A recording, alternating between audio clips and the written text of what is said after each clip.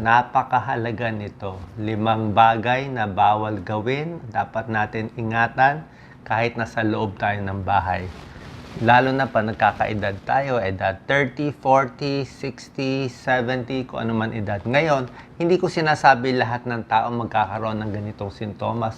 Merong ibang tao, swerte, may edad na kaya nila. Pero para sa akin, iingatan natin to. Kasi marami akong disgrasya na kikita at tumatawag sa akin dahil dito. Number 1, pag nagkakaedad tayo, huwag biglang yuyuko. Yan, nahulog. Huwag biglang yuko. Okay? Dahan-dahan lang. Kasi pag biglang yuko, makikita nyo dito, pwede kayo biglang mag-vertigo. Iikot yung buong paligid nyo. Parang magiging mahihilo kayo. Ganito makikita nyo, no? Parang yung buong kwarto nyo umiikot. Parang nasa circus. Dahil sa biglang pagyuko, madalas dyan nangyayari, lalo na pa nagkakaedad. Kaya avoid abrupt movement. Ako minsan pag kumukuha, ganyan, biglang mahihilo ka, malulula ka. Maraming cause. Pwedeng nagloko yung blood pressure, biglang bumaba. Pwedeng may diferensya sa tenga, naggalaw yung tenga, yung sa inner ear, kaya nawawalan tayo ng balance. Kadalasan, panandalian lang naman to. Ang treatment is dahan-dahan lang galaw at merong exercises for vertigo. Pag nagkakaedad kasi mas hilo, may video ako on vertigo exercises. Yung titingin mo na dito, diretso, kanan, 10 times. Nakakahilo to konti. Ang ginagawa nito, sinasanay niya yung utak natin sa mga iba't ibang position. Kasi pa nagkakaedad, nagluloko yung sa tenga, hindi na balanse.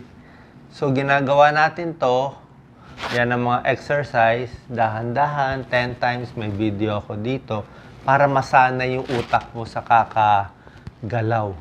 Para kahit gumalaw ka sa ulit ng pababa, medyo sanay na hindi ka mahihilo at matutumba. So, ingat sa pagyuko. Ha? Kung di nyo pa naramdaman, swerte. Pero pag nagkaedad at some age, magkakaroon. Number 2, napakahalaga. Pag bagong gising, huwag tatayo agad. Yan, no? Huwag uupo agad. Yan nangyari yan kay Doc Lisa. Bagong gising, naalimpungatan, biglang upo. Pag biglang upo, vertigo agad. Umikot na ang buong bahay. Yan. So, yan, no? Babagsak na siya. Biglang tumayo, babagsak. Mabuti nakahawak siya. Kundi babagsak na to. Ang daming nangyari po. Tumatawag sa akin. Mga bata pa, 38 years old, bagong gising, pagtayo, bagsak. Diba? Nabalian ng kamay, nabalian ng shoulder, nabalian ng hips. So, pag gising nyo, minsan di mo alam, may gising ka ba, tulog ka ba? Galaw-galawin mo na yung kamay, galaw-galawin mo na yung paa. Tapos pag ready na, mag-bend kayo dito. Pag bend, biglang uupo. Yan. Pag upo mo, 1 minute. Di ba? 1 minute muna. Tingnan mo muna, madilim eh. So, pag 1 minute, nakaupo ka na, ready ka na, bago ka tatayo. Pag tayo, kadalasan, masakit pa dito. So, meron ka pa mga naramdaman. Baka pagising mo, stiff neck ka pa, back pain ka pa. So, wala ka sa balance. Kaya nga sabi ko, dahan-dahan pag upo. Yan, ha? Lalo na pa nagkakaedad. Number 3, ito po, lalaki o babae. Pag inaantok ka pa, yan, huwag iihi ng nakatayo. Okay? Alam ko, syempre tayong lalaki, gusto natin umihi nakatayo, di ba? Sabihin nyo, hindi macho, hindi manly, pero ang payo ko sa inyo, umupo lang. Okay? Pag bagong gising, madaling araw, upo. Kasi pag nakatayo, maraming bumabagsak. No? Nakatayo, iihi, madaling araw, bagsak. Micturition syncope. Umihi, nawala ng mali. Ang dami nangyayari niyan. Paggising, bali na ang ipin, yung ulo, dumudugo na. Hindi mo alam kung saan na siya bumagsak eh. Bakit bumabagsak ang lalaki? Kadalasan lalaki, pag umiihi, ganito kasi yan eh. Ayan, napakita natin. Bakit bumabagsak ang mga lalaki? Number 1, postural. Biglang tayo, antok-antok pa, babagsak ang blood pressure, hypotension. Second, umiiri. Siyempre, ihi ka di ba? Naipon yung ihi mo. Iiri. Pag iri, minsan may reflex. increased vagal tone, babagsak ang heart rate. Bumagal ang heart rate, bumaba ang blood pressure, tumba yung pasyente. Number 3, pwede rin punong-puno yung pantog mo, tapos biglang marirelease yung pressure, babagsak din yung blood pressure. So, may reflex kasi yan eh. So, yan, ingat po tayo dito. Ako, minsan na pag madaling araw, antok na antok ako, makakatulog ka sa inidoro. Okay? Number 4, bawal gawin, pag nagpapanik kayo, mga babae, lalaki, pag panic na. Pag nagpapanik yung utak mo, panic attack, minsan ang gusto mo gawin, gusto mo tumakbo, magwala, tumawag, tumawid. Wag po, panic siya, ang daming mga tao, anong gagawin niya? Ma-aksidente yan. Ma-aksidente siya, bawal siya mag-drive, bawal magbisikleta, pag nagpapanik ka, wala ka sa sarili mo. Mali ang galaw mo, maiipit kamay mo, maiipit ka sa elevator, lahat. Puso mo, kabog ng kabog, panic attack, tiyan mo, parang pinipilipit. So, ang gagawin mo, upo. Ang panic attack, 15 minutes lang po. 15 minutes, mawawala na yung epinephrine, yung rush.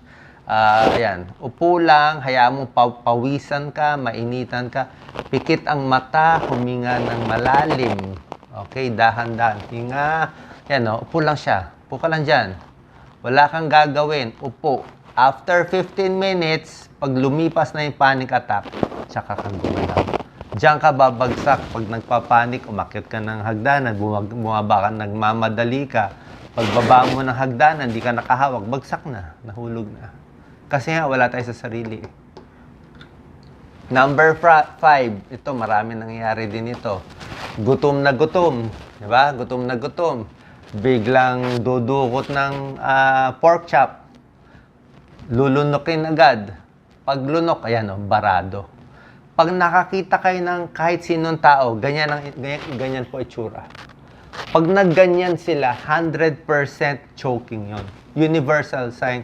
Kahit Japanese, American, Indian, Filipino, basta nag-choke, ganito sila. Kahit hindi marunong magsalita, pag nag-choke, ganyan. Universal sign yan eh. Choking, Isang tingin mo pa lang, barado. Di na siya makahinga. Yan. So, ang tip ko nga, uminom muna ng tubig. Anyway, nilunok mo na matigas na, nagmamadali ka So, ito gagawin po. First aid. Paluin agad dito po sa likod, between the scapula. 5 malakas na banat. Malakas, mga ganyan. Malakas talaga. Para ma-dislodge yung barado. Yung sa pasyente, relax lang. Hayaan, intayin mo mag-relax yung muscle Dapat mag-relax yung esophagus. Tapos, ilagay yung kamao, isang fist, ganyan, fist, matulis, kamay, pataas. Niyaya ka, pataas. 5 beses, malakas, dito sa ilalim ng ribs, para umakyat yung pagkain. Ma-dislodge mo, umakyat o bumaba. Kung mag-isa ka, yan ang problema. Paano gagawin mo? Mahirap gawin mag-isa, di ba? Panik ka na. Paano mo matatapik yung sarili mo? Pwede mo itukod sa silya. Tinukod niya yung sikmura. Dapat sa ilalim ng sikmura. Hindi sa ribs, Sa ribs, baliwala. Sa tiyan mismo. Tiyan mismo, pilit mo. Kaya ang payo ko sa inyo, uminom ng tubig kahit konti. Diba? Lalo na kung madikit ang kinakain mo. Suman. Ano pa ba madidikit? Basta mga suman, madikit. Kakanin. Basain ng tubig, mabasa yung lalamunan bago kumain ng dahan-dahan. At huwag muna madaldal. Okay? Pagkain-kain. Pag kwento-kwento. Pag chismis-chismis. Kasi pag sinabay mo yung chismis, kwento, kain, ito mangyari. Kwento, kain, na mabubulunan ka talaga. Kasi iba yung kwento. Kwento is hangin Kain is esophagus 2 daanan yan May esophagus, may trachea. So, malilito yung katawan mo. Gusto mo ba magkwento o gusto mo kumain? So, lalo na kung hindi tayo ganun ka-stable, tumatanda na, pagkain-kain muna. Pag tapos na kumain, tsaka na tayo magkwento. Okay? Sana nakatulong tong 5 bawal gawin para humaba ang ating buhay. Iwas aksidente.